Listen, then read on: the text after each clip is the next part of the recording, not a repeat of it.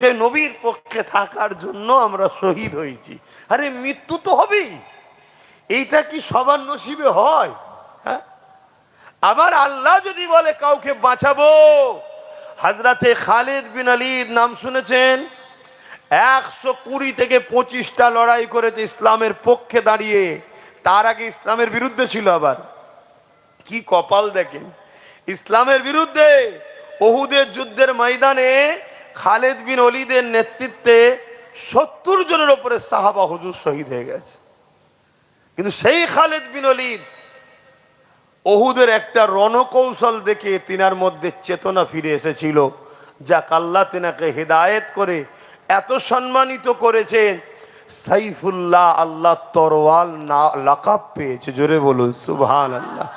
125টা লড়াই করেছে, প্রতিটা লড়াইতে খালিদ বিন ওলীদের নেতৃত্বে আল্লাহ বিজয় দিয়েছে। জোরে বলুন সুবহানাল্লাহ। যে লড়াইয়ে একদিকে 3000 মাত্র, আর একদিকে 2 লক্ষ রোম। তৎকালীন সময় রোম হলো পৃথিবীর সুপার পাওয়ার। আজ যেমন আমেরিকা বলে, রাশিয়া বলে, তৎকালীন সুপার পাওয়ার হলো রোম। সেই রোমের বিরুদ্ধে মাত্র 3000 সাহাবাদের নিয়ে খালিদ বিন ওলীদের নেতৃত্বে রণকৌশলে আল্লাহ বিজয় দিয়েছে। বলুন সুবহানাল্লাহ। সেই খালিদ বিন ওলীদ তিনি যখন ইন্তেকাল করবে, বিছানাতে শুয়ে আছে, চোখ ভরা পানি। স্ত্রীকে বলছে, আমার শরীরে দেখো কোনো জায়গায় কি অস্ত্রর আঘাত লাগতে বাকি আছে।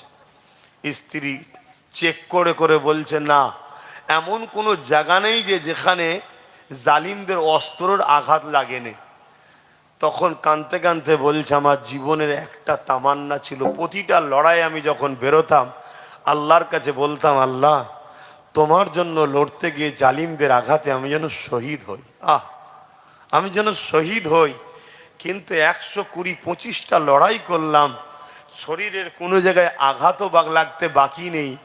এরপরও আল্লাহ আমাকে এত বড় শহীদের নিয়ামতটা কেন দিল না?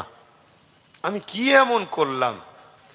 স্ত্রী সান্ত্বনা দিয়ে বলছে, আপনি কি চান পৃথিবীতে এমন কোন শক্তি আছে আল্লাহর তরোয়ালকে কেউ দুটুকরো করতে পারবে? তা আপনার নাম তো সাইফুল্লাহ, আল্লাহর তরোয়াল, এজন্য আল্লাহ তার তরোয়ালকে হিফাজত করেছে। জোরে বলুন সুবহানাল্লাহ, আরো জোরে বলুন সুবহানাল্লাহ। উনি তখন একটু শান্তি পেলেন যে ঠিক বলেছ, এজন্য আল্লাহ আমার শহীদ হতে দেয়নি। তাহলে আল্লাহ বাঁচাতে পারে না? পারে না? আর আল্লাহ যদি কাউকে লেবে বলে, ঘরে দাদু বেঁচে আছে, নাতি পুতা মরে যায় না, যায় না, তাহলে কিসের জিন্দেগির জন্য এত আশা? মত বারহাক সত্য হবে। কবে হবে? যেদিন তোমার ফিক্সড হয়ে আছে, ওটাকে কেউ চেঞ্জও করতে পারবে না, আর বাড়াতেও পারবে না, কমাতেও পারবে না। তাহলে মতকে কেন ভয় করো? আল্লাহ নবী বললেন, আখরি জামানে আমার উম্মতরা প্রচুর মার খাবে। সাহাবা হুজুররা বললেন, হুজুর সংখ্যা কি তাদের কম হয়ে যাবে? আল্লাহ নবী বললেন, না, সংখ্যা কম হবে না, সংখ্যা অনেক হবে, তারপরেও মার খাবে। সাহাবারা জিজ্ঞেস করল, হুজুর কারণ কি? আল্লাহ নবী বললেন, তারা মওতকে ভয় করবে আল্লাহকে ছেড়ে দিয়ে।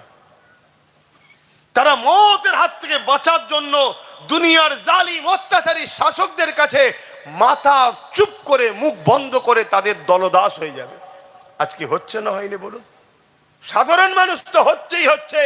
ভালো ভালো আলেম উলামা মুফতি বক্তারা জালিমদের কাছে বিক্রি হয়ে যাচ্ছে, সামান্য পদ অর্থ, বা জান্নাত চলে যায়, দরকার নেই বাবা। কিন্তু এই জান যাবার না, যাবার নয়। আজকে জাতির, যে জাতির একজনের নাম শুনলে আজকের দিনও ইসলাম বিদ্বেষীরা থরথর করে কাঁপে, যার নাম হযরতে সালাউদ্দিন আইবি, 9 বছরের বালক, তিনি বলতে লেগেছে, মসজিদ আকসাকে আমি দখল করব। জোরে বলুন সুবহানাল্লাহ। আর আজকে আমাদের কোটি কোটি টাকার পরও হাজার হাজার মুসলমানের সামনে, 70% মুসলমানের সামনে জালিম দাঁড়িয়ে বলে, মসজিদ মাদ্রাসার জন্য এখানে কথা নয়, দিল্লি চলে যাও। একটা একটা মুসলমান কথা বলার নেই? তো এ জাতির উপরে আল্লাহ লানত হওয়া তো দরকার। ফালতু গোল ভর্তি করে কি লাভ যদি ফায়দা না হয়? আপনি রাখবেন? এই আপনি গাছ লিখেছেন, গাছ যদি ফল না দেয় আপনি রাখবেন?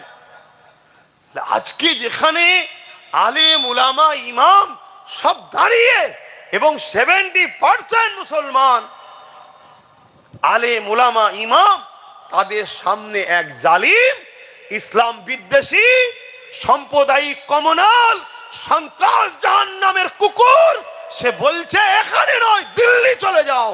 আজকে জাতির মুখে কোনো কথা রয়েছে? আর আজকে এত বড় অঘটন ঘটে গেল, আজকের মুসলমানদের মুখে প্রতিবাদ আছে? সেই ধর্মীয় লাইনে কয়েকটা আলেম উলামা প্রতিবাদ করছে, আর রাজনীতির আগিনায় সেই নবী বংশের একটা বাচ্চা সে প্রতিবাদ করছে। বাকি কই? বলুন, আমার কথায় খারাপ লাগছে নাকি? কি জলসা করবেন শুনে? জলসা শুনে কি করবেন? আমার মসজিদ থাকবে না, আমার মাদ্রাসা থাকবে না, আমার কবরস্থান থাকবে, আমার ঈদগাহ থাকবে না, কি করবেন জলসা শুনে? এখনো সময় আছে। আমি আবার বলে যাচ্ছি, এখনো সময় আছে। যে অস্ত্র তোমার হাতে আল্লাহ দিয়েছে, ওই অস্ত্রকে ব্যবহার করে নিজের ক্ষমতা দখল করো, নচেত ওটাকেও কেড়ে নেবে খুব শিগগিরই, ওই ফুটানিটাও মিটিয়ে দেবে খুব শিগগিরই। শুনছো তো নাকি? অসুবিধা হচ্ছে নাকি? ওটাকেও মিটিয়ে নেবে। আমি সবাইকে জিজ্ঞেস করছি, হাত তুলে বলুন, অসুবিধা হচ্ছে? বড় দুঃখের সাথে বলতে হচ্ছে ভাই, ভুল হয়, তওবা করতে হবে, আল্লাহর কাছে ফিরে আসতে হবে। অন্যায় দেখলে প্রতিবাদ করা শিখিয়েছে আমার দাদু, আমার বংশের মুরব্বী হযরত সিদ্দিক আকবর রাদিয়াল্লাহু তাআলা আন। রসুল যেই চলে গেলেন দুনিয়া থেকে, মুসাইলামাতুল কাজ্জাব নামে এক শয়তান মিথ্যুক কাজ্জাব খতমে নবুয়াতের বিরোধী করে বলল আমি নবী।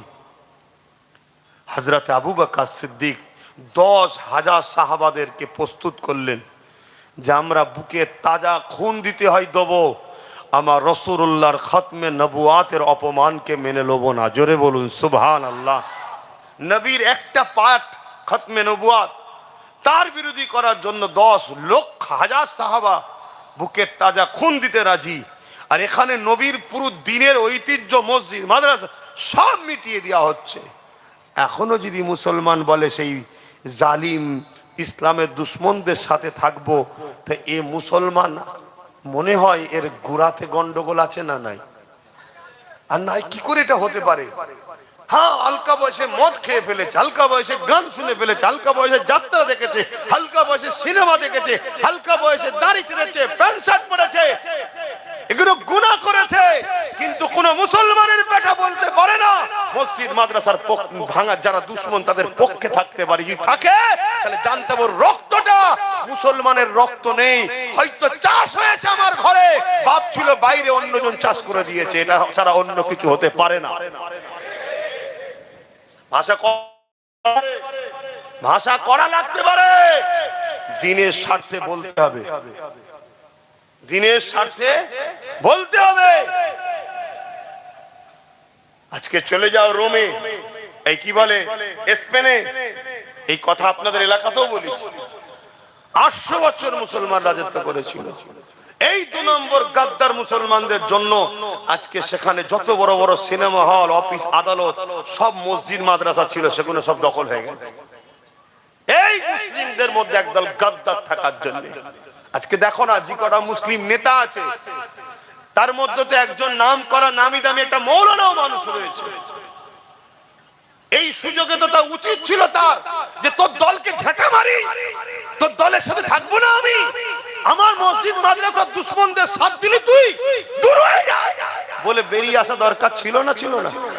এই মুহূর্তে বেরালে সে বিগতে যা ভুল করেছিল লোক সব ভুলে গিয়ে তোকে আবার বুকে করে লিয়ে বলতো চল একসাথে লড়াই হবে।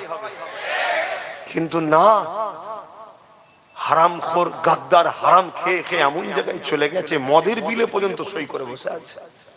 হ্যাঁ, আমি বড় শখ করে আমার পেটে সই করে লিখেছি, একটা চিঠি দিয়েছিলাম, ভাবলাম মুসলমান ভালো ঘরের ছেলে মৌলানা হয়তো দাদা হুজুরের নামে একটা লাইব্রেরি করে দেবে, দিয়েছিলাম।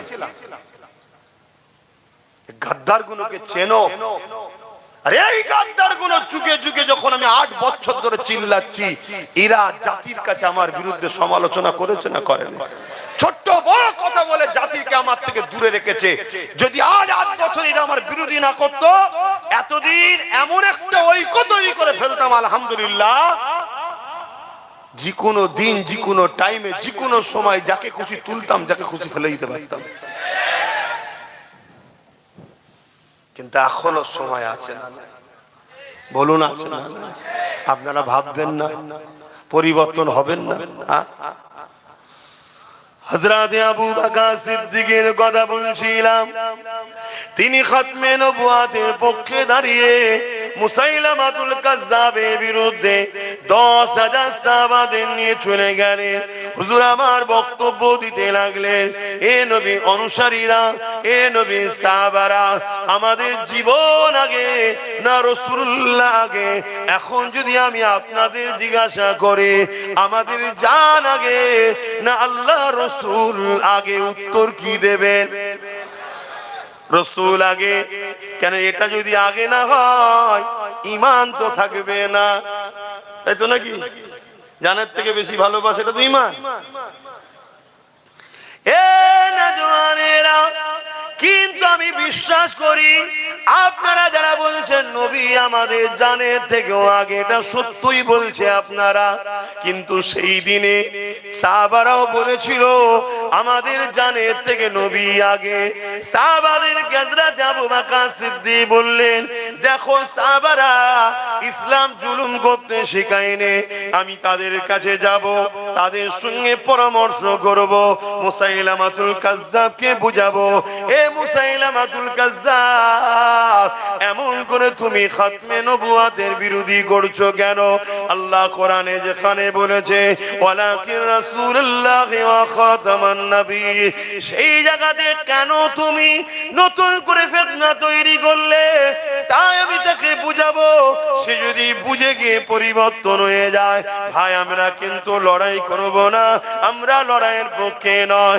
কিন্তু সে যদি না মেনে আমাদের রাসূলের বিরুদ্ধে চারণ করে, তাহলে বুকের তাজা খুন দিতে হলো দেবো, মুসাইলামাতুল কাজ্জাবের বিরুদ্ধে লড়বো, রাসূলুল্লাহ খতমে নবুয়াতের ঝান্ডাকে তুলে ধরবো।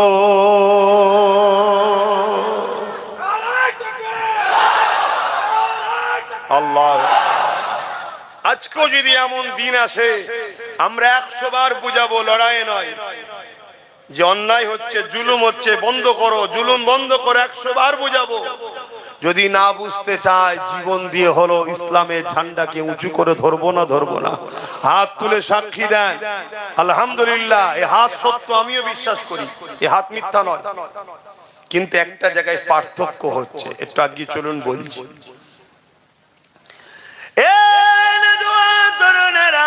হযরত আবু বকর সিদ্দিক 10,000 সাহাবাদের নিয়ে যাচ্ছে। কেন 10,000 সাহাবাদের নিয়ে গেলেন? কেন? মুসাইলামাতুল কাজ্জাব ইসলাম বিদ্বেষ রাষ্ট্রগুণের সহযোগিতায় 90,000 সৈন্য নিয়ে বসে রয়েছে। ইসলামের বিদ্বেষী রাষ্ট্রগুণ এমন করে মুসাইলামাতুল কাজ্জাবকে 90,000 সৈন্য দিয়েছে, অস্ত্র দিয়েছে, এবং তার দ্বারা ইসলামের বিরোধী করাচ্ছে।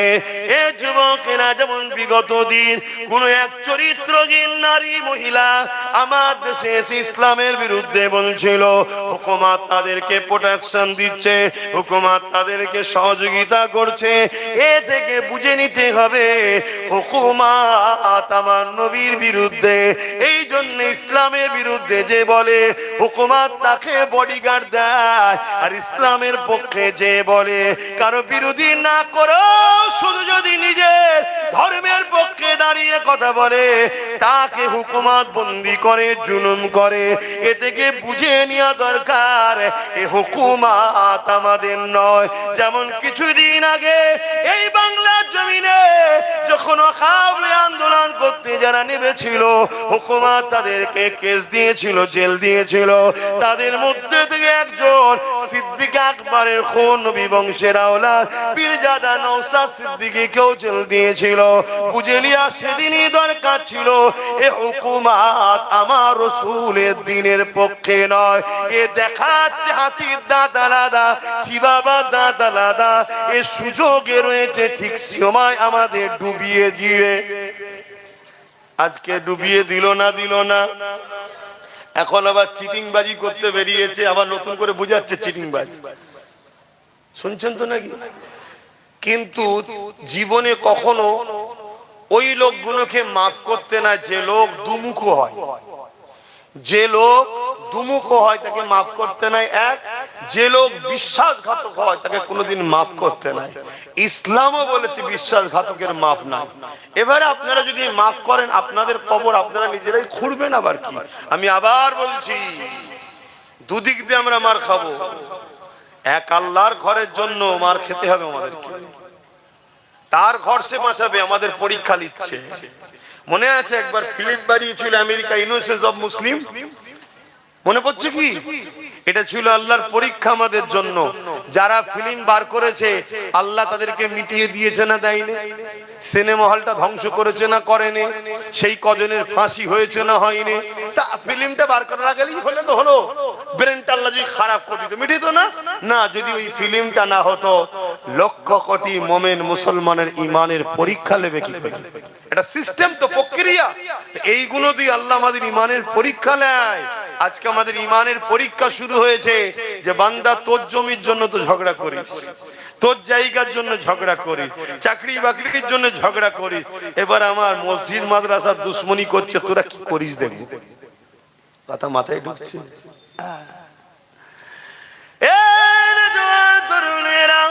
মুসাইলামাতুল কাজ্জাবকে আল্লাহ পাক তো পাগল করে দিতে বাধ্য। মুসাইলামাতুল কাজ্জাবকে আল্লাহ এই কথা বলার আগে জবান তো বন্ধ করে দিতে পারত। না না না, দুনিয়াকে আল্লাহ দেখাতে লেগেছে। মুসাইলামাতুল কাজ্জাব যখন আমার নবীর বিরুদ্ধে বলবে, সাহাবা হুজুররা কি প্রক্রিয়া দেয় এটা দেখে নাও। যুগে যুগে যুগে যারা ইসলামের বিরুদ্ধে, কুরআন নবীর দ্বীনের বিরুদ্ধে হবে, তোমাদেরকে এই রাস্তা অনুসরণ করতে হবে, যে রাস্তা হবে সাহাবাদের রাস্তা। কেন নবী আমার জানিয়ে দিয়েছে, আসাবিকান নুজুমি বিআইদিহি ইক্তাদাইতুম ইহতাদাইতু। আমার নবী বলেছেন, সাহাবা হুজুররা হলো আকাশে তারকারাজি নাই, যাকে ধরবে হিদায়াত পেয়ে যাবে। হযরত আবু বকর সিদ্দিক 10,000 সাহাবাকে নিয়ে মুসাইলামাতুল কাজ্জাবের বাড়ি চলে গেল।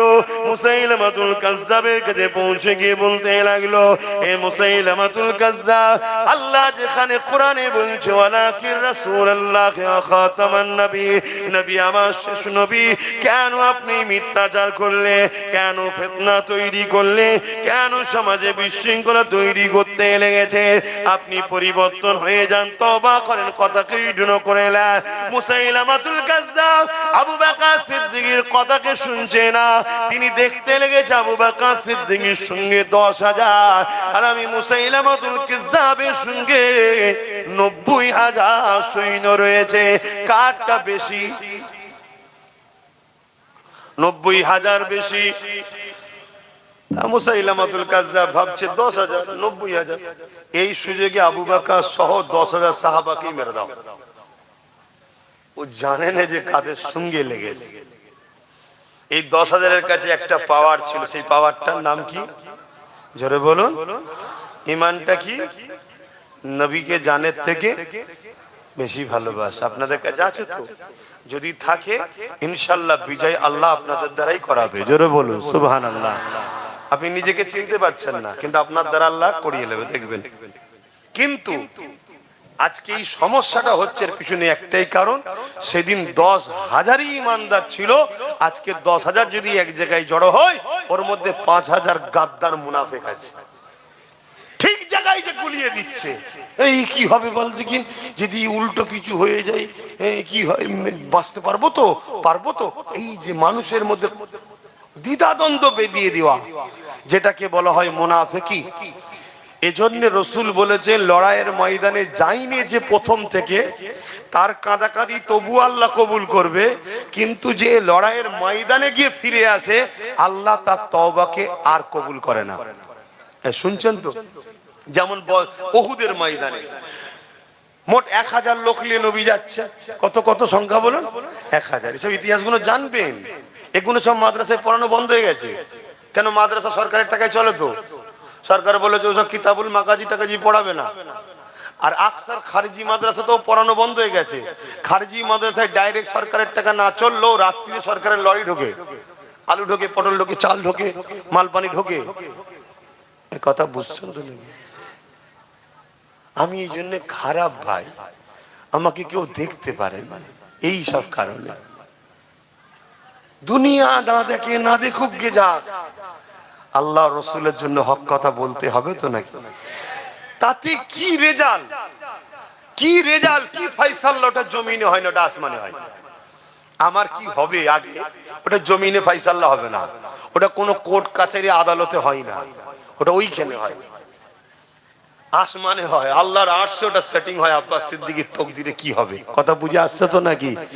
অতএব দুনিয়ার কাউকে খুশি করে লাভ নেই, আমাকে খুশি তাকে করতে হবে যিনি দুটো হাত দিয়েছে, জবানে কথা দিয়েছে, যিনি আমার কথা শুনে আমি আসবো, হজ করব।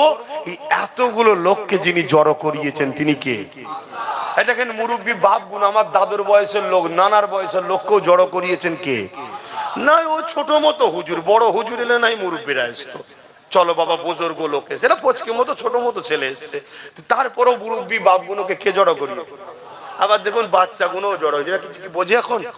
তারপরও চলো যে এসে বসে আছে। সবচেয়ে বড় বিষয় হলো যাদেরকে খেলোয়াড়রাও 50 ওভার খেলোয়াড় খেলা বসিয়ে দেখাতে পারছে না, যাদেরকে সিনেমা হলও 2 ঘন্টা ধরে ধরে রাখতে পারছে না লোক,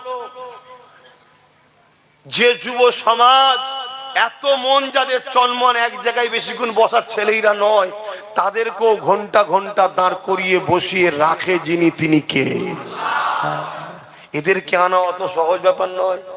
এই যে খদ্দের গুলো, যুবক গুলো বসে আছে, ওরে সর্বনাশ, এদের সব সময় পিছনে হাড় আছে, বাঁদর লাপাই শুধু এখানে ওখানে। খারাপ লিখছো না তো? আমি অন্য জিনিস বুঝাচ্ছি। মানে এত মন চঞ্চল, সিনেমা হল গুলো বন্ধ হয়ে যাচ্ছে, হচ্ছে না হয়নি? তার মানে কিরা যায়নি আর ধর কে 2 ঘন্টা বসে থাকে বলতে কি? 50 ওভারের খেলা বন্ধ হয়ে 50-20 হয়ে গেছে। কেন? কে 50 ওভার দেখবে বলতে কি? মানে এত মন চঞ্চল হয়ে গেছে, এত ছটফট করছে, লাফালাফি করছে। সেই ছেলেগুলোকেও আল্লাহ শুকর করে বলছি, আব্বাস সিদ্দিকী যেখানে যায় আমার আল্লাহ হাজার হাজার যুবককে ঘন্টার পর ঘন্টা বসিয়ে রাখে। বলুন মারহাবা, বলুন আল্লাহু আকবার, আল্লাহু আকবার। তাহলে এইটা যিনি করছে, আমি কথা তো তার জন্য বলবো রে বাবা, আমি অন্য কারোর জন্য বলবো নাকি? এবারে তার জন্য বলতে গেলে ফেরাউন তো নারাজ হবে, মুসা নবীর উপর নারাজ হয়েছে না হয়নি? বনি ইসরাইলের উপর নারাজ হয়েছে না হয়নি? তার কথা বলতে গেলে ইব্রাহিম নবীর উপরে নমরুদ নারাজ হয়েছে না হয়নি? ইব্রাহিম নবীর উম্মতদের উপর নারাজ হয়েছে না হয়নি? তার কথা বলতে গেলে ইমাম হোসেন পাকের উপরে এজিদ নারাজ হয়েছে না হয়নি? তার কথা বলার জন্য গরিবের নওয়াজের উপরে তৎকালীন জালিম শাসকরা নারাজ হয়েছে না হয়নি? তার কথা বলতে যাওয়ার জন্য ইমামে আজম আবু হানিফা হুজুরের উপর নারাজ হয়েছে না হয় না? ইমাম সুফিয়ান সাউরির উপর নারাজ হয়েছে না হয় না? ইমাম বুখারীকে নিজের এলাকা ছেড়ে চলে যেতে হয়েছে। এসব ইতিহাস জানেন? ইমাম মালিক হুজুরকে বেতের আঘাত দিত, বেতের আঘাত, সে জাতা বেত নয়, যেখানটা মারবে চামড়াটা উঠে আসবে। আহ আল্লাহ আল্লাহ আল্লাহ, এই আল্লাহর কথা, হক আল্লাহর কথা মানে মানবতার কথা, ইনসাফের কথা, ইনসানিয়াতের কথা, মনুষ্য জাতিকে বাঁচাবার কথা।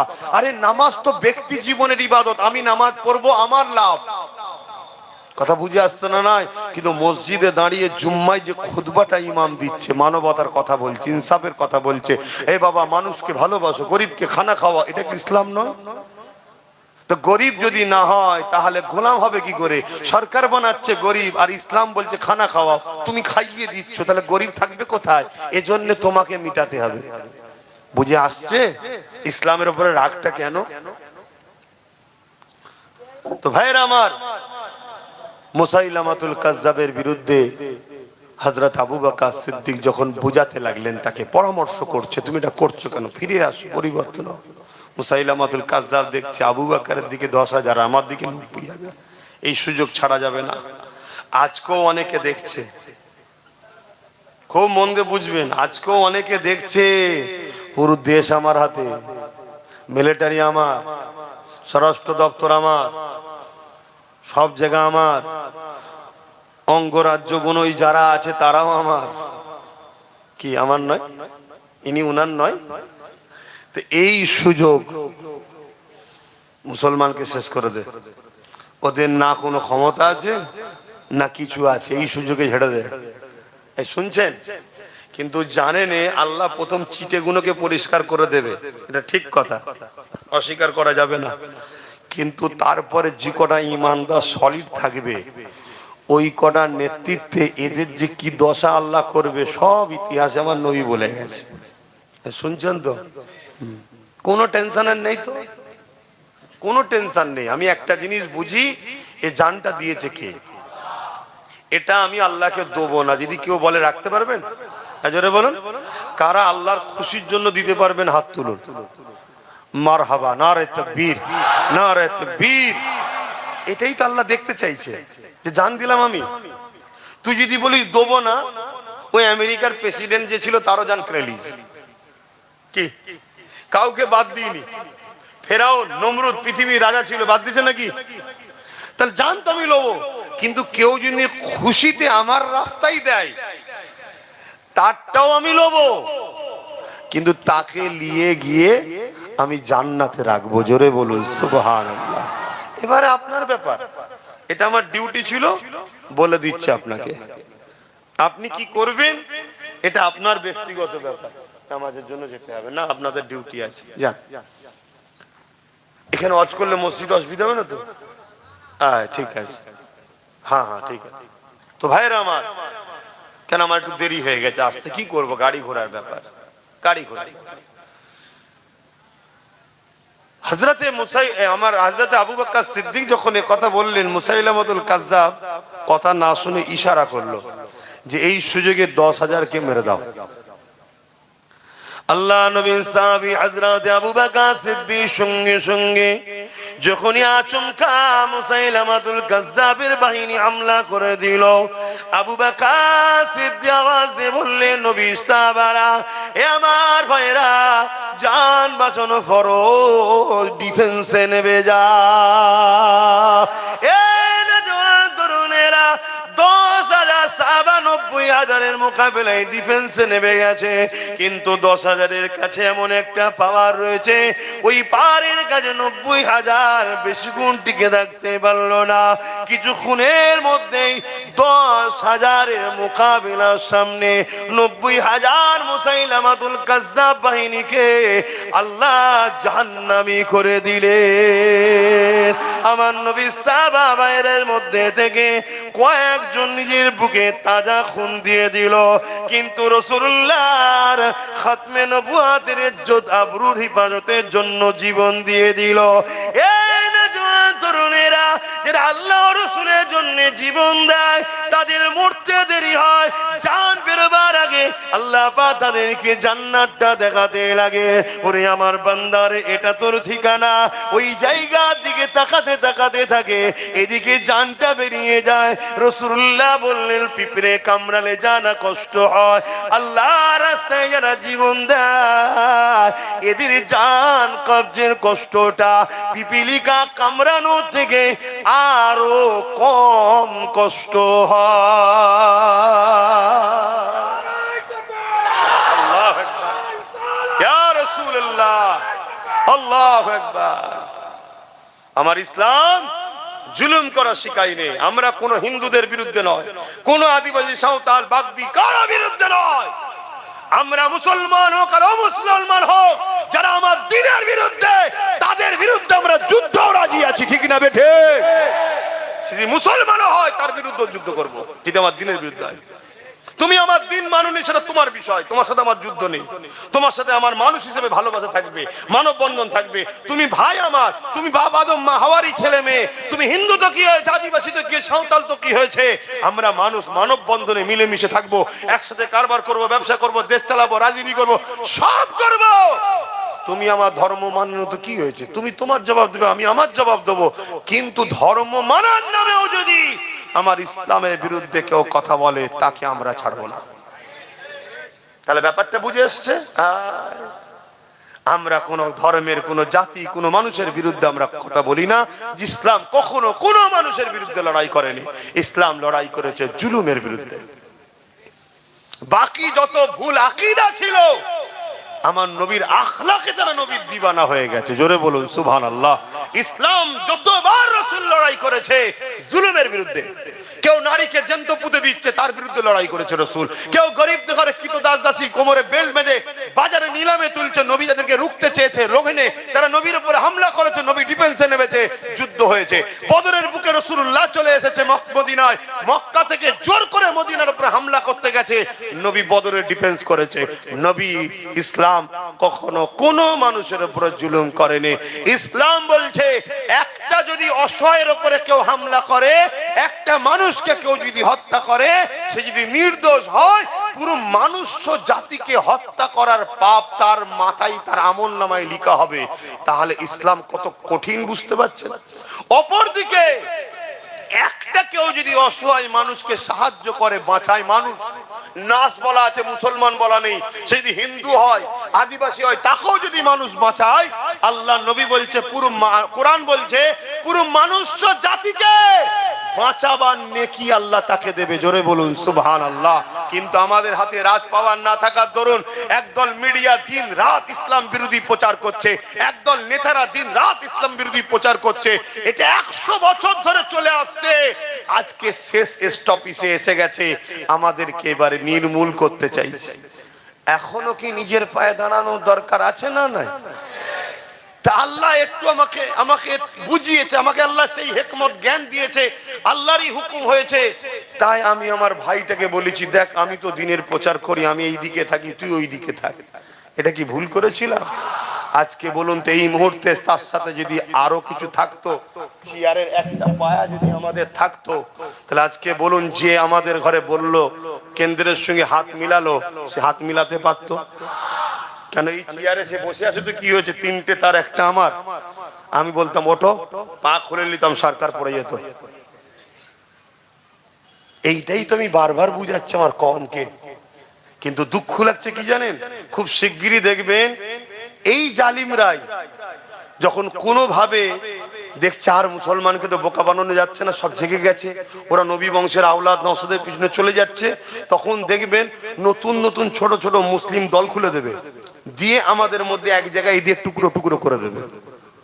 তাহলে আপনাদের ঘরেও তো মজবুত হওয়া দরকার, যে এতদিন এই নতুন গুলো ছিলিস কোথায়, কি ভাবা দরকার আছে না নাই?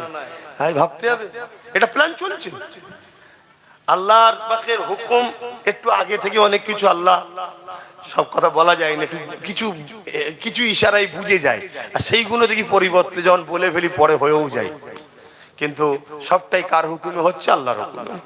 কথা মনে থাকবে, এটা আমার কোনো কৃতিত্ব নয় ভাই, আমি ছোটখাটো মানুষ, গুনাহগার মানুষ, আপনাদের পীরের আওলাদ, আপনাদের পীর ভাই আপনি। তাই আপনাকে আমি বুঝাতে চাইছি, বাঁচাতে চাইছি। যে জায়গা দিয়ে সে আমাকে হত্যা করছে, যে পাওয়ার দিয়ে আমার দিনকে মিটাতে চাইছে, ওই পাওয়ার আমাকে দখল করতে হবে, নচেত বাপ আর ফিরিয়ে আনা সম্ভব নয়। রাস্তায় নামবেন, কেস দেবে, পিটবে, সব তাদের হাতে। কথা বুঝে আস, এগুলো মাথায় রাখুন। তাহলে অন্যায় দেখলে কি করতে হয়, সাহাবা হুজুররা শিখিয়েছে না শিখায়নি?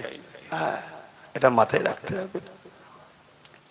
তো সেই সাহাবা হুজুর সিদ্দিক আকবরী ঘরের ছেলে, আজকে তারাও তো অন্যায় দেখলে লড়াই করবে, কি করবে না? করবে না। তাই তো মসজিদকে বাঁচাবার জন্য আমার ছোট ভাই সুপ্রিম কোর্টে পর্যন্ত কেসও করেছে। অনেক হয়তো ভাবতে পারে যে আপনি বড় হয়ে ছোটর কথা বলছেন কেন, না ছোট বড়র ব্যাপার নয়। আমি যখন ওই কাজ করতে পারিনি, ও যখন করছে আমার উচিত ওর সাথ দেওয়া। কেন আমি হুজুর মানুষ পাচ্ছি না, ইনি ইমাম মানুষ পাচ্ছে না, উনি মৌলানা মানুষ পাচ্ছে না, উনি মুদাররিস মানুষ পাচ্ছে না। কেউ যখন একজন মসজিদ বাঁচাবার চেষ্টা করছে, উচিত সবার তার পিছনে গিয়ে দাঁড়ানো। এই জন্য বুঝাচ্ছি। অসুবিধা হচ্ছে না? জলসাই বলছি বলে অসুবিধা হচ্ছে না? অসুবিধা করার ব্যাপার নেই তো।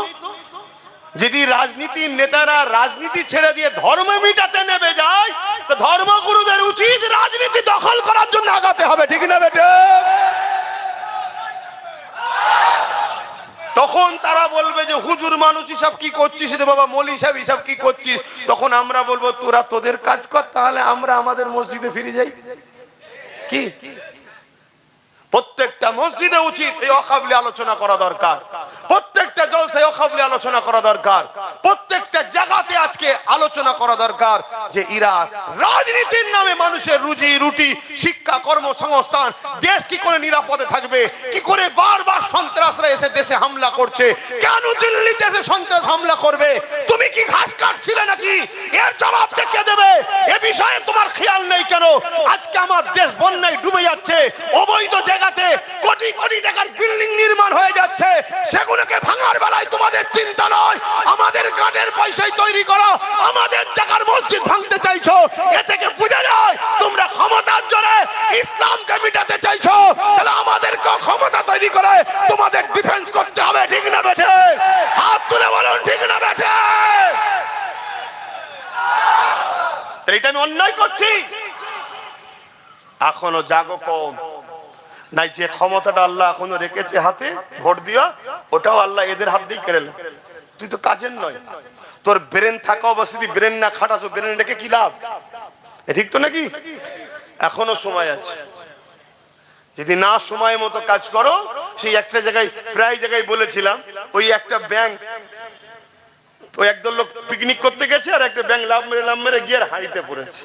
আর সবে চুলো ধরিয়েছে, তো ঠান্ডা পানি, কলের পানি, ফ্রেশ পানি, খুব ঘুরছে, বেশ ভালো লাগছে, তো আনন্দ করছে। কিছুক্ষণ পরে হাঁড়ি গরম হয়েছে, পানিটা গরম হচ্ছে, বলছে রে কি ব্যাপার, বলছে গরম গরম লাগছে কেন? তারপরেও দেখছে গায়ে তো মেনিয়ে নিচ্ছে, এখনো ঘুরছে। লাস্টে যখন খুব গরম আস্তে আস্তে বাড়ছে, তখন বুঝেছে পানি আমার নয়, কিন্তু চাইছে লাফিয়ে বেরোবার, আর লাফাতে পারছে না। কেন? ওই গরমে আস্তে আস্তে আস্তে শরীরে এনার্জিটাকে কেড়ে নিয়েছে। কাল তুমি চাইবে হয়তো লাভ মেরে বেরোবার, যদি এখনই তুমি লাভ না মারো আর বেরোতে, তোমার এনার্জি শেষ হয়ে যাবে। সময় থাকতে থাকতে কাজ করতে হয়। আমরা ছোটবেলায় শুনেছিলাম, ওই কি বলে, খাদ্য সংগ্রহ করতো পিপিলিকার একটা কি যেন বলে, ফড়িং। হ্যাঁ, খাদ্য সংগ্রহ করতো শীত আসার আগে, কেন সব গাছপালা সব হয়ে যাবে, আরে বরফ পড়ে যাবে। ও ফড়িং কোনো গুরুত্ব দেয় না, ঘুরে ঘুরে ঘুরে ঘুরে ঘুরে বেড়াচ্ছিল। কিন্তু লাস্টে দেখা যাচ্ছে ফড়িং এক জায়গায় চিৎ বাদে পড়ে যাচ্ছে। তা সবকিছু টাইম আছে, ঠিক না বে? ঠিক গো, টাইমটা বোঝো। একবার যদি কেউ তোমার সঙ্গে ধোকা দেয়, বিশ্বাসঘাতক করে, তাকে আর মাফ করতে নাই। আল্লাহ নবী বলেছে, পাহাড় সরে গেছে বিশ্বাস করো, মানুষ পরিবর্তন হয়েছে সহজে বিশ্বাস করো না। একটু দেখো, কথা বুঝে আসছে? একটু বুঝে বুঝে কাজ করো, বোঝার যদি হয় বোঝো। আসেন বাপেরা, যে কথা বলছিলাম, ইসলামের যুগে যুগে হামলা হয়েছে ইসলামের ওপরে, যুগে যুগে আমার রাসূলুল্লাহ শানে গুস্তাখি হয়েছে, যুগে যুগে আল্লাহ বিদ্বেষী কথা হয়েছে, যুগে যুগে মাদ্রাসা মসজিদ গুলোকে ভাঙা হয়েছে। তাদের মধ্যে থেকে একটা হলো চেঙ্গিস খান, যে বাগদাদের উপরে হামলা করে দিয়েছিল, বাগদাদের মাদ্রাসা গুলোকে পুড়িয়ে দিয়েছিল, বাগদাদের লাইব্রেরি গুলোতে পুড়িয়ে দিয়ে হাজার লাখো কিতাবকে জ্বালিয়ে দিয়েছিল, বাগদাদের মুসলমানদেরকে কতল করেছিল, এত মার মেরেছিল। মুসলমানদের রক্তেতে দাজিলা বলে একটা নদী আছে, ওই নদীর পানিটা লাল হয়ে গিয়েছিল। 1 লক্ষর উপরে উলামাদেরকে মেরেছিল। এ আমার ইমাম ভাইরা, এ আমার উলামা ভাইরা, মনে করছেন আমাকে তো বেশ মাইনে দিচ্ছে, আমাকে তো বেশ ভালোই সাথে রেখেছে। না না না, আপনাকে দিয়ে বাকিগুলোকে প্রথম মিটানো হবে, তারপরে আপনাকে মিটিয়ে দিয়ে হাতটা পরিষ্কার করে নেবে। কারণ ইতিহাসের পাতায় আমরা অনেক শিখেছি গো, যারাই আইএস তৈরি করেছিল, এমন করে রোমকে টুকরো, এমন করে তুরুকে রাশিয়াকে টুকরো করবে বলে কাজ মিটে যাবার পর হাতটা ছেড়ে নিয়েছিল। তারা তখন নিজেদের ঘরে আবার খাতারনাক আরো তৈরি করে ফেলেছিল। এ যুবকেরা, তরুণেরা, তাই বুঝিয়ে দিয়ে যাচ্ছি, পরিবর্তন হবেন কি না হবেন আপনার বিষয়। আমাকে আল্লাহ ডিউটি দিয়েছে, ডিউটিটা পালন করে যাচ্ছে। এখনো সময় রয়েছে। উলামা ভাইদেরকে বিশেষ করে বলে যাচ্ছি, সর্বপ্রথম জালিমদের টার্গেটের স্থান হলো আলেমদেরকে শেষ করে দিওয়া। কারণ এ জাতি কারো বাপের কথাই চলে না, কারো দাদার কথাই চলে না, এ জাতি যুগে যুগেই চলে। আল উলামা ওয়ারাসাতুল আম্বিয়া, নবীর ওয়ারিস আলেমদের কথাতে জাতি চলে। তাই উলামাদেরকে কতল করে দাও প্রথমে, তার মানে এদের নেতৃত্ব দিবার আর কেউ থাকবে না। তখন এই জাতি দিশেহারা হয়ে যাবে। দিশেহারা যখন হয়ে যাবে, দুজন বলবে ডান দিকে চলো, চারজন বলবে বাঁ দিকে চলো, সামনে বলবে পাঁচজন চলো, পিছনে বলবে পাঁচজন চলো। নিজেদের মধ্যে টুকরো টুকরো টুকরো টুকরো হয়ে যাবে। লাস্টে নিজেদের মধ্যে মতনৈক্য হয়ে মারপিট হয়ে যাবে। আর এই যদি সবার মাঝখানে একটা উলামা থাকে, বাবারা এই দিকে চলো, সবাই তার সাথ দেবে না, দেবে না। এজন্য প্রথম উলামাদেরকে মারবে। আমাদের ইমাম মনীষা আলেমগুলো, হুজুর সাহেবগুলো ভাবছে আমাদের অসুবিধে নেই, গাড়ি পেয়েছি, আলো পেয়েছি, নিউ টাউনে ঘর পেয়েছি, হুতা বাড়ি পেয়েছি, এখানে জায়গা পেয়েছি, আমরা কোনো টেনশনে নেই। কি গো, আমার অসুবিধা হচ্ছে নাকি? কি দিন এসে গেল।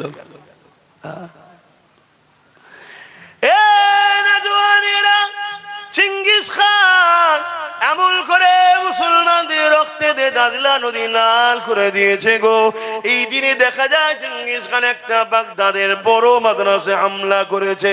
মনে রেখে দেন, মন দিয়ে শোনেন, ইতিহাস গুলো মন দিয়ে শুনবেন।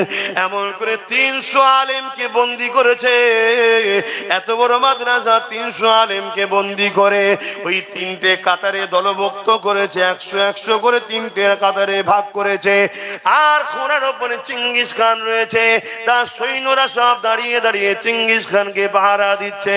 এমন সময় চিঙ্গিস খান জাল্লাদকে হুকুম করে দিল, প্রথম কাতারের উলামা গুলোকে কতল করে দাও। দুনিয়া আমাদেরকে বহুত বাল লুটেছে, দুনিয়া আমাদেরকে প্রচুর কতল করেছে, দুনিয়া আমাদেরকে প্রচুর মার মেরেছে, দুনিয়া আমাদের হাজারো মসজিদ ভেঙেছে, দুনিয়া আমাদের হাজারো মাদ্রাসা ভেঙেছে, দুনিয়া আমাদের লাখো বেটিদের ইজ্জত লুটেছে। এরপরও শোনো দুনিয়া, আমিনাল লালেরই দিন আজও জিন্দা এবং কিয়ামত পর্যন্তই থাকবে। জোরে বলুন সুবহানাল্লাহ। কিন্তু আমরা যতবার মার খেয়েছি, মনে রেখে দিও, আমাদেরকে সামনে থেকে কেউ মিটাতে পারেনি। ওই কাছের লোক পিছনে আঘাত করেছে, বন্ধু সেজে পিছনে আঘাত করেছে। দেখেন না, হঠাৎ করে এমন টাইমে আঘাত করলো যে সময়ে মানুষ এসআইআর নাগরিকত্ব থাকবে কি থাকবে না সেই নিয়ে পেরেশান। ঠিক সেই টাইমে ফট করে দেখেন হাত তুলে দিল, দিচ্ছে না, দেয় কিভাবে ফাঁসালো দেখলে। এখন মানুষ কোন দিকটা যাবে, এটা ধরবে না ওটা ধরবে, দিশে হারা হয়ে গেছে। কিন্তু আমি আমার নাগরিকত্ব তুলে চিন্তা নেই, ও কবে জমা দিয়ে দিয়েছি, থাকবে কি থাকবে না, যাবে কি যাবে না, ওসব আমি চিন্তা করছি কেন? আমার আল্লাহ জমিন আমাকে পাঠিয়েছে, আমাকে যে সরাতে যাবে আল্লাহ তাকে জমিন থেকেই তুলে দেবে, আমি বিশ্বাস রাখি। কথা বুঝে আসছে না? না, কিন্তু আমার কাছে টেনশন এটা, আমার খোদার ঘরগুলো কি হবে, আজ এয়ারপোর্টের ভেতরে মসজিদটা কি হবে, আজ টাউন সিটি এলাকাগুলো যে বড় বড় সব কবরস্থান আছে, কোটি কোটি টাকা দাম, 50 বিঘে, 10 বিঘে, 15 বিঘে, 20 বিঘে, এক এক কাটার দাম 5 কোটি টাকা, 10 কোটি টাকা। এই দেখলেন না আপনাদের নিউ টাউনে আমাদের সরকার হিন্দু ভাইদের ধর্মস্থান করার জন্য জায়গা দিচ্ছে, 1100 কোটি টাকার জায়গা। কত টাকা? আর অপর দিকে হিটকোর ভেতরে মুসলমানদের নিজেদের দান করা অল্প জায়গা আছে, সেইটাকে রাজ্য সরকার চুরি করে হিটকোকে বিক্রি করছে। তাহলে এই চোর সরকার মসজিদের জায়গা চুরি করেছে। কথা বুঝে আসছে না? নাই তাহলে এই মসজিদের পক্ষে না বিপক্ষে? আর এই কথা যখন নওশাদ বলছে, এরই দলের আর একজন নামদারি মুশরিক মুসলমান আছে যে নিজেকে হাজী বলে, হারামখোর, জাহান্নামের কুত্তা, তো জন্মের গন্ডগোল আছে। দেখ, সে আজকে নওশাদের বিরুদ্ধে বলছো নাকি বিজেপির কতদিন চামচাগিরি করবে।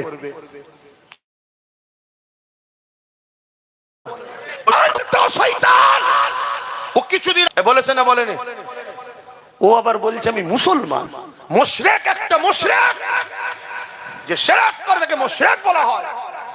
আজকে এই বিষয়ে তার কথা আছে যে হিটকো কেন জমিটা বিক্রি করলো। তাহলে এই সব কটা গাদ্দার এক জায়গায় হয়েছে। এই কথা বুঝছেন না, বোঝেন না? আর সেই জায়গায় আপনাদের পাড়ায় পাড়ায় প্রত্যেকটা গ্রামে গ্রামে কিছু কিছু কিছু কিছু মুসলিম এরকম গাদ্দার মুনাফিক রেখে দিয়েছে। তাদের ঘরে পয়সা দিয়ে, অর্থ দিয়ে জজ, উকিল, ডিএম, পুলিশ, ব্যারিস্টার করেনি, মুসলিম এলাকায় গুন্ডা তৈরি করেছে। আর ওই গুন্ডাগুলো নিরীহ মুসলমান যখনই নিজের কওমের কথা, নিজের কথা, নিজের অধিকারের কথা, বাঁচার কথা বলবে, ওরা তখন এসে তোমার উপরে হামলা করবে, তোমার কাজ বন্ধ করবে, জুলুম করবে। এই বাঁচতে যদি চাও, নিজের এলাকার মুনাফিক সুরাতে কাঁটা যে আছে সেগুলোকে আগে পরিষ্কার করতে হবে। হয় সুধরে যা, আর নয় পরিষ্কার করতে। কথা বুঝে আসছে না? না, হ্যাঁ, আমি ওপেন বলে যাচ্ছি, কোনো অসুবিধা নেই। আমার তকদিরে খোদা যেটা লিখে রেখেছে সেটা হবে। আমি কারো ভয় করি না, কারো কেউ বেঁচে নেই, কারো ধার ধরি না। আজকে কোথায় যাচ্ছে এই নওশাদ বিজেপির চামচা? যে কটা নওশাদকে বিজেপির চামচা বলবে, ওই কটা জন্মের গন্ডগোল আছে। খেয়াল করে দেখবেন। হয় মসজিদের জায়গা ঝেড়ে খাই না, অকাপের জায়গা ঝেড়ে খাই না, নিজের কোনো অবৈধ এ করে বসে আছে, এরকম কোনো না কোনো ফিতনার মধ্যে রয়েছে। কথা বুঝে আসছে না? না, কত বড় শয়তানিরা আজকে মুসলমান দাবি করে। এরা আবার এই দেখেন আমাদেরকে এই মুখা বানাচ্ছে, এই দেখো মুসলমান তো, এই দেখো মুসলমান তো, এই দেখো মুসলমান তো। ভালো শিক্ষিত, ভদ্র, এডুকেটেড পারসন, ভালো মুসলমান, সমাজের পক্ষে, মানবতার পক্ষে মুসলমান, সেই মুসলমানকে কখনো তুলবে না। তুলবে সব 2 নম্বর দুগলা মার্কা গুন্ডাগুলোকে তুলবে। শুনছেন তো নাকি? এদেরকে চিনতে হবে। তা আমি আমার বাপকে, ভাইকে, মাকে, বোনকে চিনাবো না? চিনাবো না? জোরে বলে। অসুবিধা হচ্ছে আপনার? এটা আওয়াজ দিয়ে বলেন, অসুবিধা হচ্ছে? ভাইরা আমার, কি কথা বলছিলাম? চিঙ্গিস খান 300 আলেমকে কাতার দিয়েছে। 100 করে 300 আলেমকে কাতার দিয়েছে। দিয়ে একটার পর একটা আলেমকে, প্রথম কাতারে 100 আলেমকে কতল করার হুমকি দিল। একটার পর একটা ধারালো অস্ত্র চালাচ্ছে। ভাবো ভাবো, ধর থেকে কল্লাটা আলাদা হচ্ছে, ফিচকিরিতে রক্ত বেরোচ্ছে। চিঙ্গিস খান মজা নিচ্ছে কিভাবে আমাদেরকে মেরেছে। ইতিহাসের পাতায় একটা দেখাতে পারবে না ইসলাম কখনো কাউকে জুলুম করেছে। কথা বুঝে আসছে? রাজাই রাজাই লড়াই হয়, ওতে ইসলামের ব্যাপার নয় তো? এই রাজাই রাজাই লড়াই হলে ইসলামের ব্যাপার?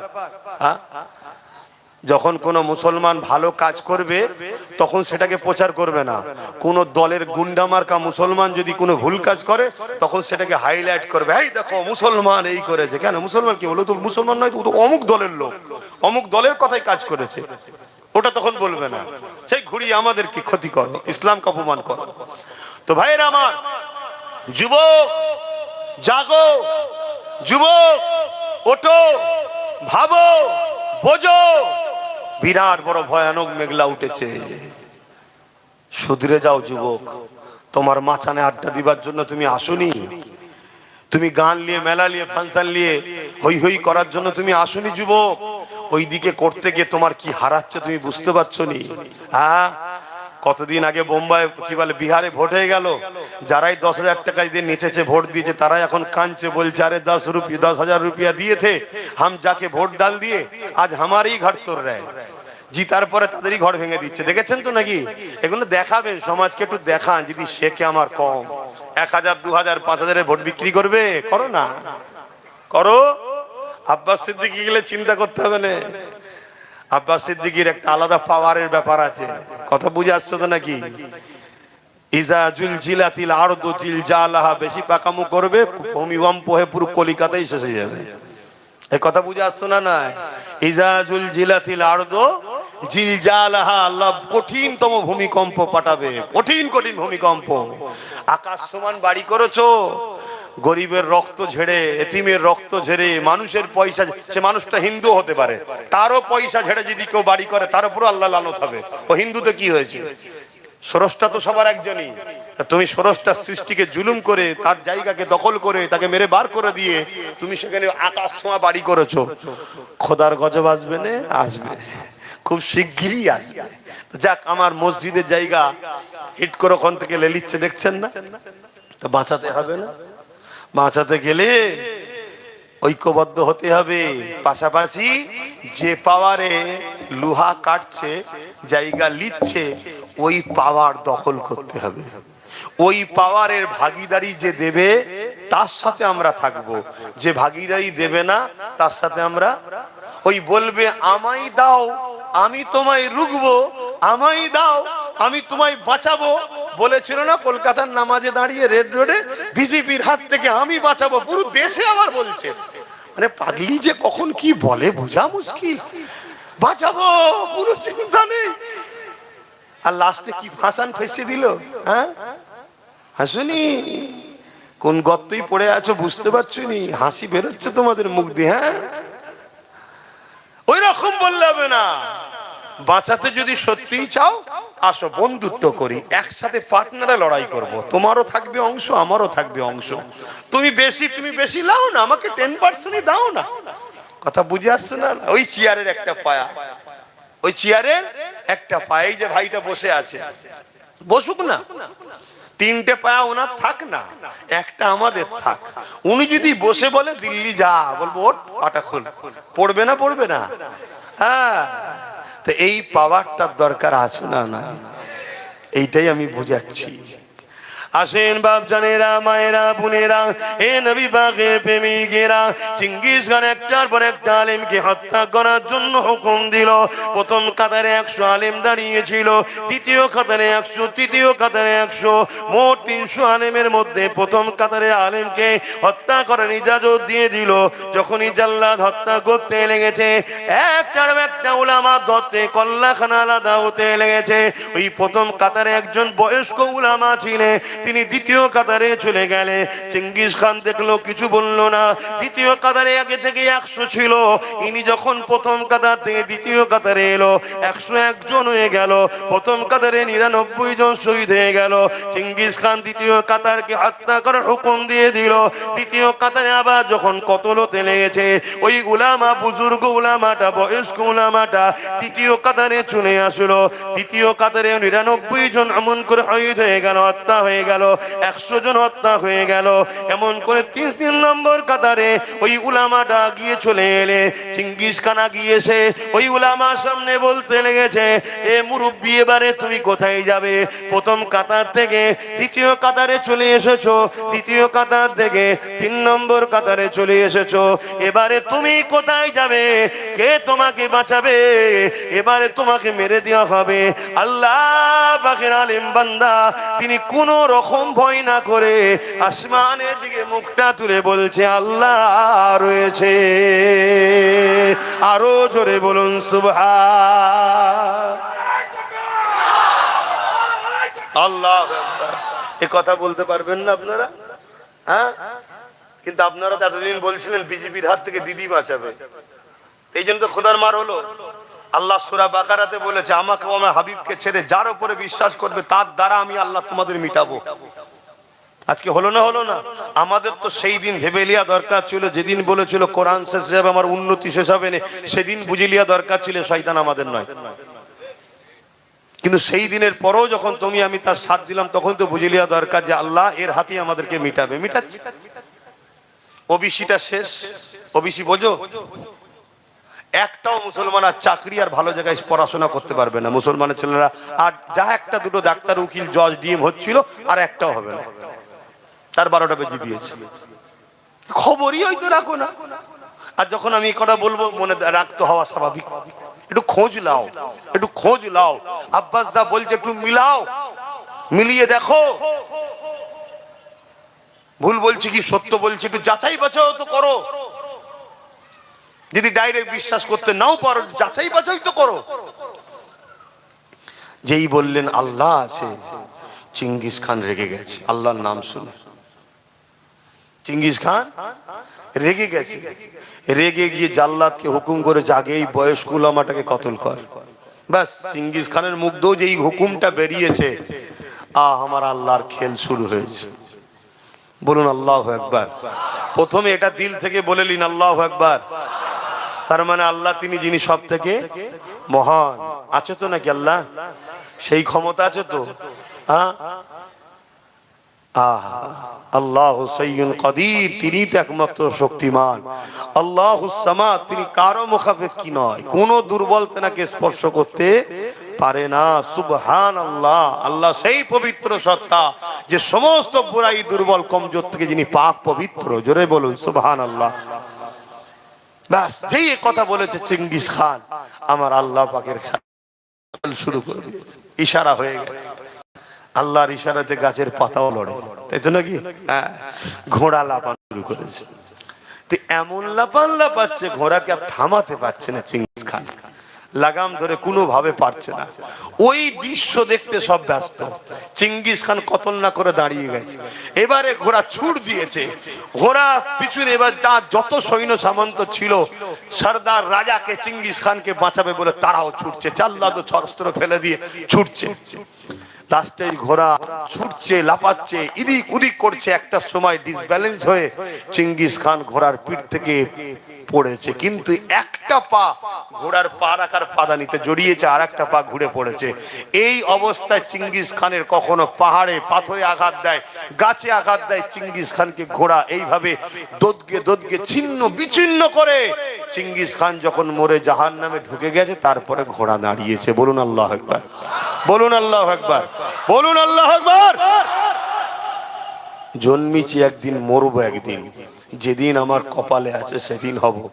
ঘরে বিছানায় শুয়ে শুয়ে মরার থেকে আল্লাহর হয়ে মরিছি, এটা যদি প্রচার হয়, এটা যদি আল্লাহ কবুল করে, এর চেয়ে বড় সৌভাগ্যবান আর কি আছে? কিসের এত টেনশন, কিসের এত চিন্তা? গুলি দেখছো, বোম দেখছো, বন্দুক দেখছো, ও সব কিচ্ছু দেখে লাভ নেই। তোমার কাছে যদি ইমানের পাওয়ার থাকে, অর্থাৎ নবীর প্রেম ও আদব, তাহলে মনে রেখে দিও, পারমাণবিক বোমাও তোমার কিছু করতে পারবে না। তার প্রমাণ একটা দিয়ে যাচ্ছি, গল্প বলছি না। ওই বাগদাদের জমিনে আমেরিকা হাজার হাজার মিসাইল ফেলেছিল, একটাও ফাটেনি। কেন? বাগদাদের বুকে নবীর প্রকৃত গোলাম 850 বছর আগে চলে গেছে, তো কি হয়েছে? আজও বাগদাদি আছে। বড় পীর আব্দুল কাদের জিলানী আল বাগদাদি আল হাসানি আল হুসাইনি, জোরে বলুন সুবহানাল্লাহ, তিনি রয়েছে। কথা মাথায় ঢুকছে? আল্লাহ দেখো কি পাওয়ার দিয়েছে। নবীকে ভালোবাসেন, নবীকে প্রিয়ার করেন। আমি ব্যবসা করব, কারবার করব, রাজনীতি করব, সে তার কি ধর্ম আমি দেখবো না, আমি রাজনীতি করছি। সে জনগণ ও দেশের সেবক হবে, করো, ততক্ষণ পর্যন্ত যতক্ষণ সেনা তোমার দিনের বিরুদ্ধে যাবে। কথা মনে থাকবে। এখানেই কেউ বলেছিল মাদ্রাসায় জঙ্গি তৈরি হয়, আমরা উপযুক্ত তাকে জবাব দিয়েছি, আলহামদুলিল্লাহ, ভালো কথা, ঠিক, এটাই তো দরকার। তবেই তো জালিমরা বুঝবে যে মুসলমানদেরকে ঘর দিউনি, চাকরি দিউনি, জমি দিউনি, টাকা দিউনি, বাড়ি দিউনি, সব দিউনি, ভয় দেখিয়েছো বিজেপি, তাও সব ঠিক আছে, কিন্তু যখন ইসলামের ব্যাপার হবে তখন মুসলমান ফেরাউন, নমরুদ, আবু জেল, উদবা, সাইবা কাউকে ভয় করে না। আজকের আমেরিকা হোক আর মোদি হোক, কাউকে ভয় আমরা করিনি। এটা প্রমাণ দেওয়া দরকার আছে না নাই? এটাই তো দরকার। আর যদি না হও, তুমি কোন জালিমের হাত থেকে তবুও লড়াই করে বাঁচতে পারবে, আল্লাহর আযাব থেকে বাঁচবে কি করে? কথা বুঝে আসছে? অসুবিধা হচ্ছে? ওরে বাবা, অনেক বেজে গেছে, অনেক বেজে গেছে, তো থাক, এই পর্যন্তই থাক না। আমি একটু সালাম দেবো, তারপরে একটা ছোট্ট কথা বলবো। আমি বলেছি টিএমসি কে ভোট দেওয়া হারাম, শুনেছেন আপনারা? হ্যাঁ শুনেছেন। আমি কিন্তু ওইটুকু কথা বলিনি, ওর পরে অনেক কথা আছে, ওর আগেও অনেক কথা আছে। মুনাফিকরা কেটেছে। এই পুরো বিষয়টা একটু খুলে বলতে চাইছি, আপনাদের শুনতে অসুবিধা আছে? একটু হাত তুলে বলুন কারা শুনবে। আলহামদুলিল্লাহ। তার আগে একটু নবীকে সালাম দিয়ে লি। ইয়া নবী সালাম,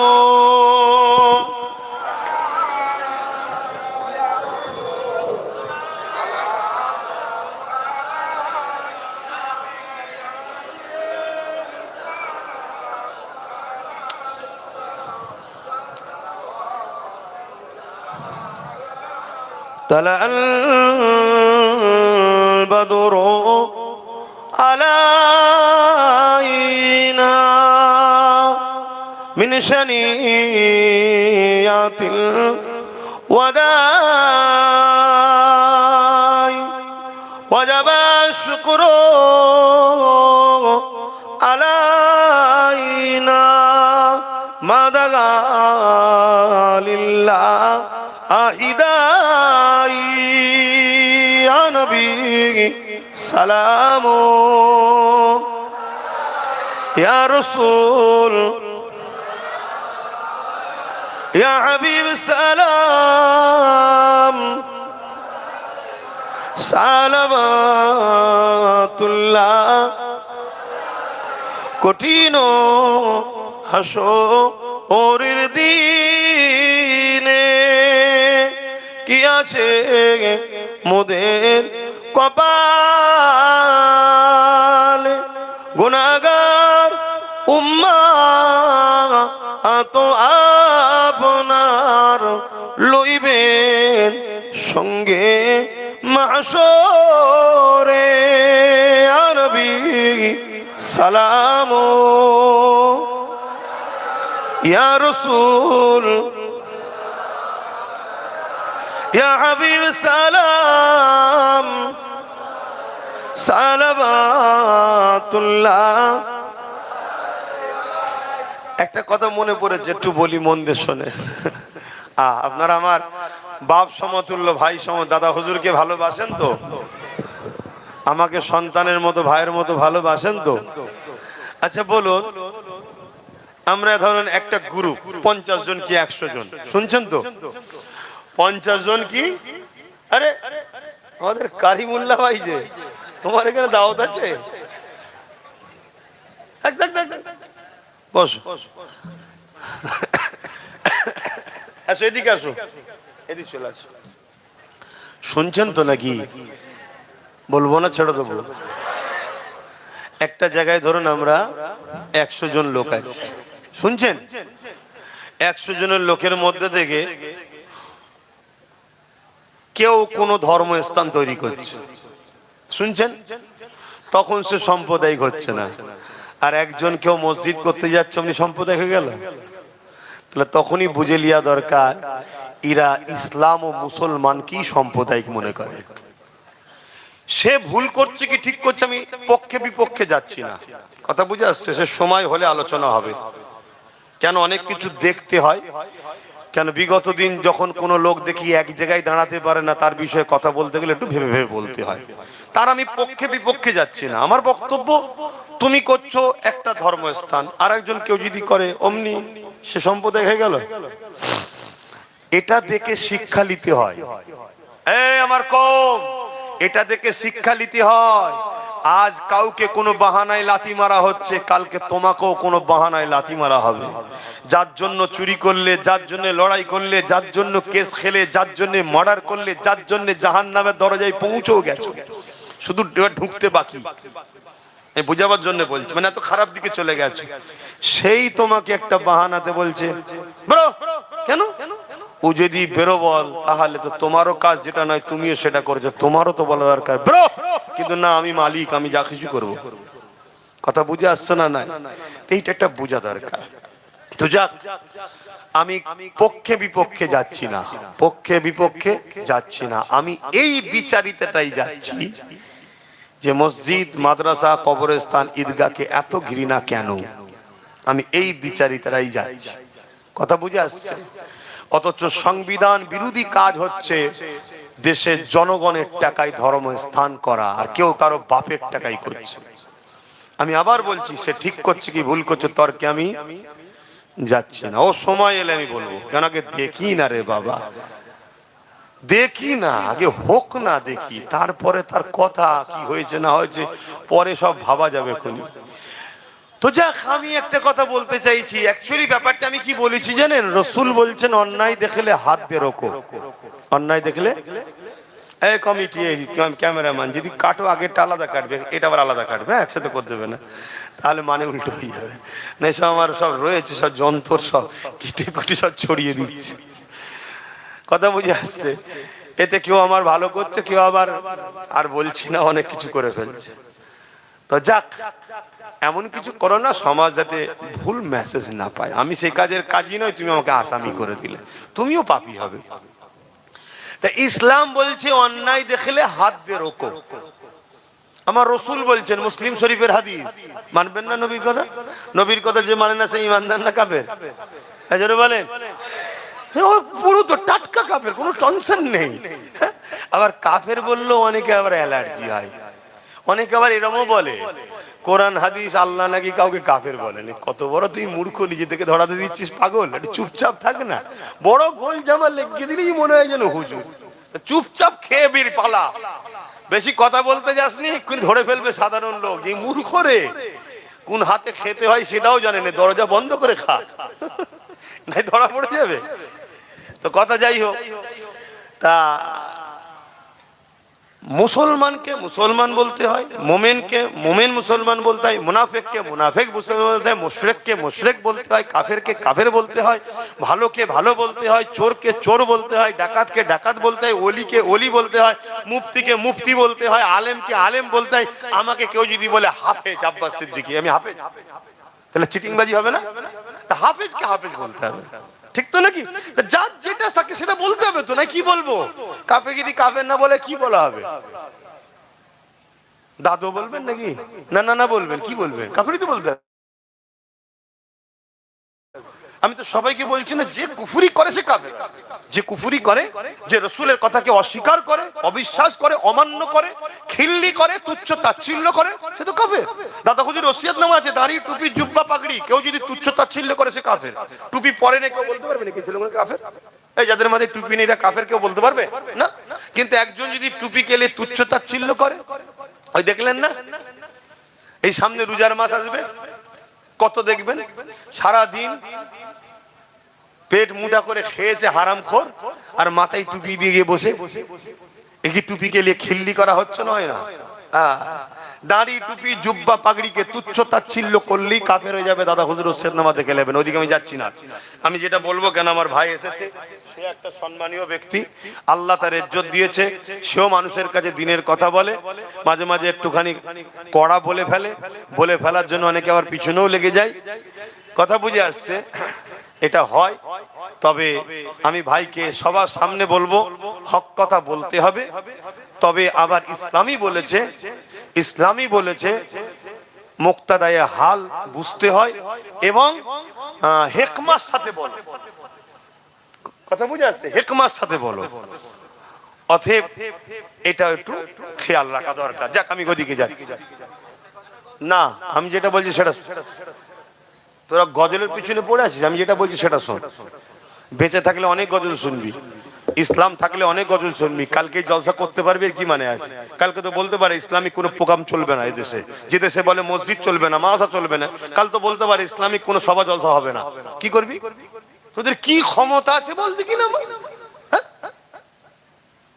অতএব কথাগুলো শোনো, কাজ থাকতে থাকতে আগে কোমর বাঁধো, ভিতটা ঠিক করো, তারপরে 10 তলা করবে, 20 তলা করবে, 10টা গজল শুনবে, সব দিন আসবে। কি?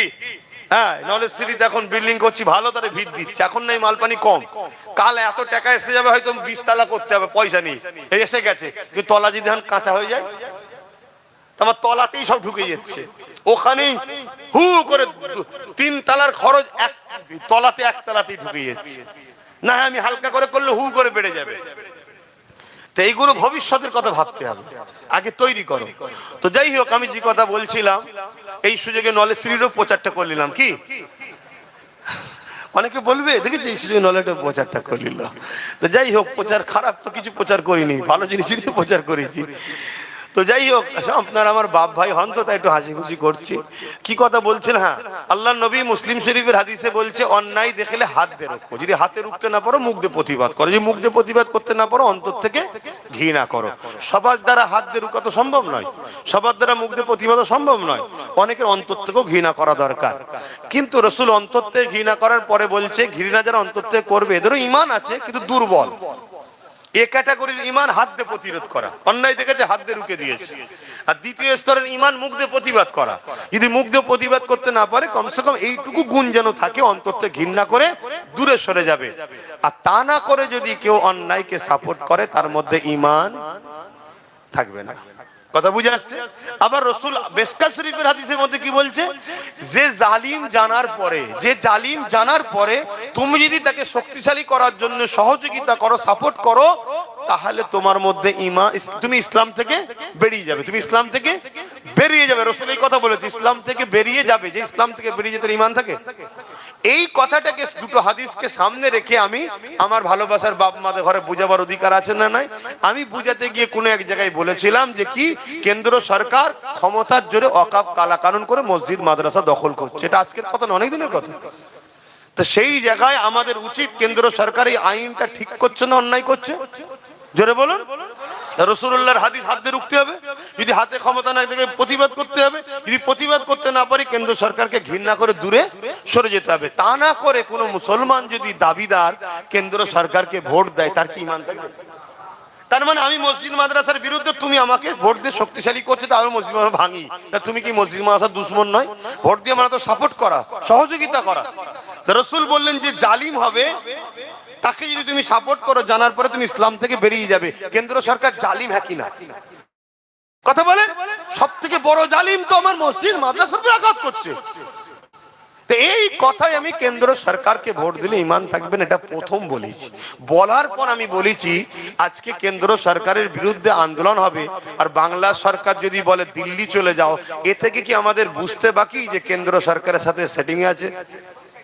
এ মসজিদ মাদ্রাসার পক্ষে না বিরুদ্ধে? তাহলে যদি পক্ষে হতো তাহলে বলতো আন্দোলন করো, আমি আছি, তাই তো নাকি? কিন্তু এ বলছে দিল্লি চলে যাও, তাহলে পক্ষে না বিরুদ্ধে? তখন তো আর বলেনি আমি আইন মেনে নিলাম, তাহলে তো আরো বড় ফতোয়া হতো। তখন বলেছিল দিল্লি চলে যাও।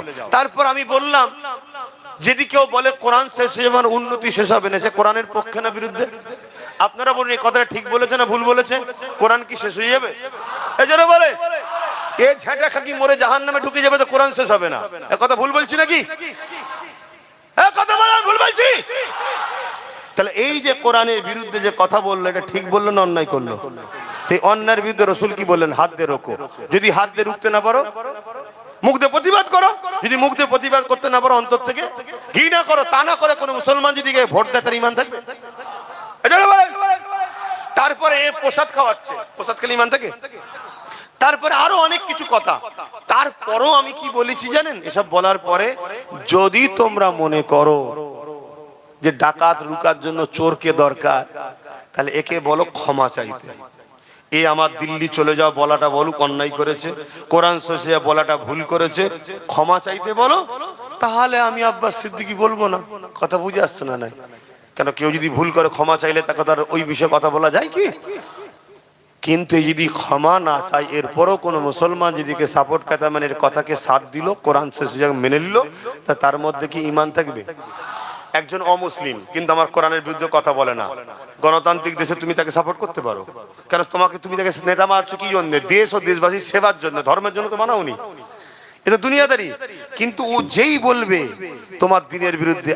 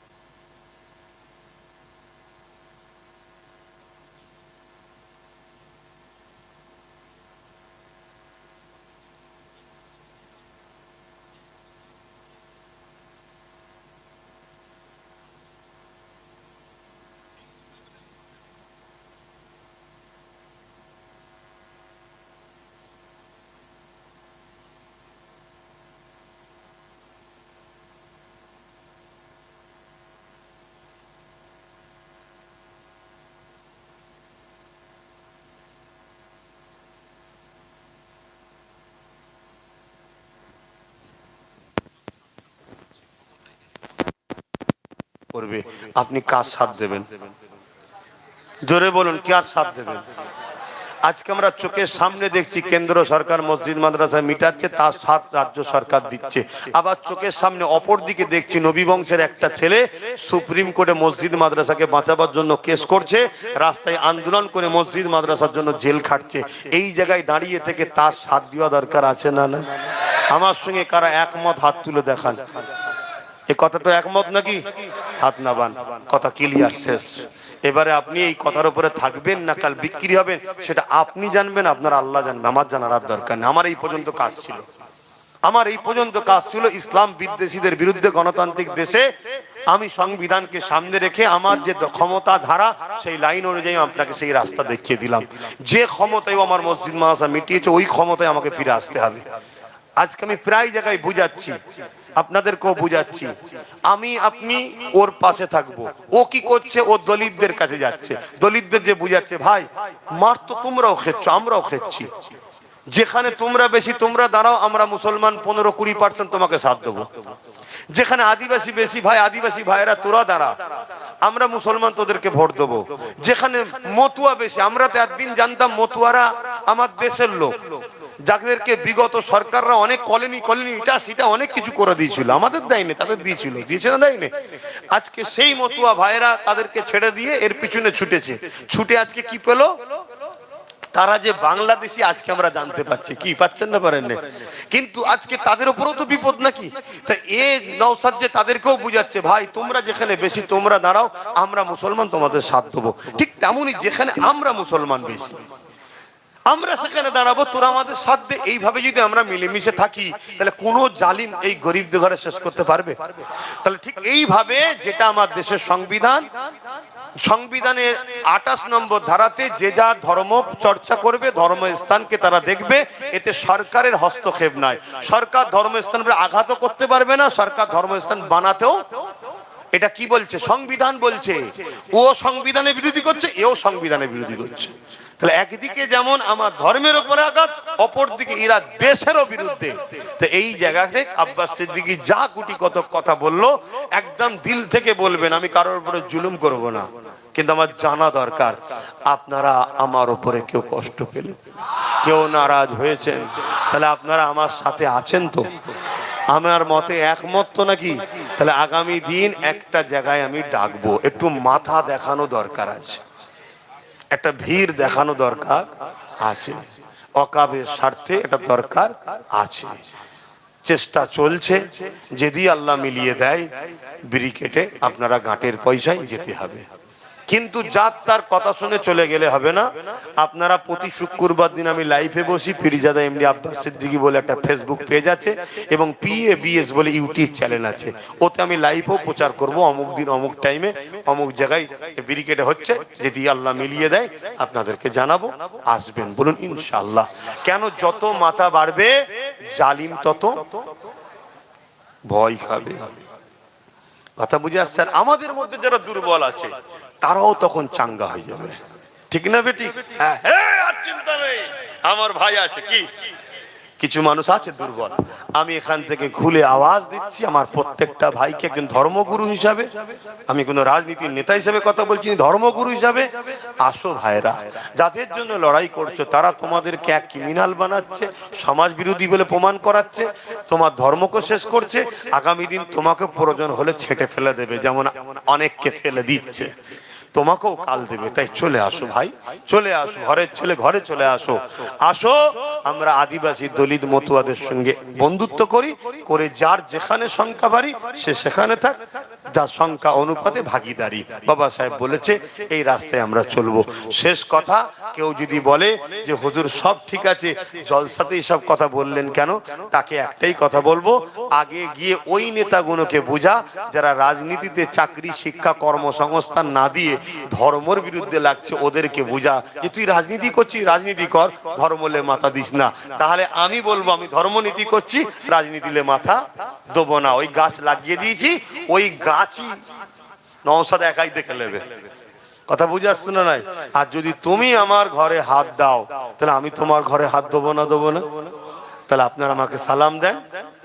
ওয়া আলাইকুম আসসালাম ওয়া রাহমাতুল্লাহি ওয়া বারাকাতুহু।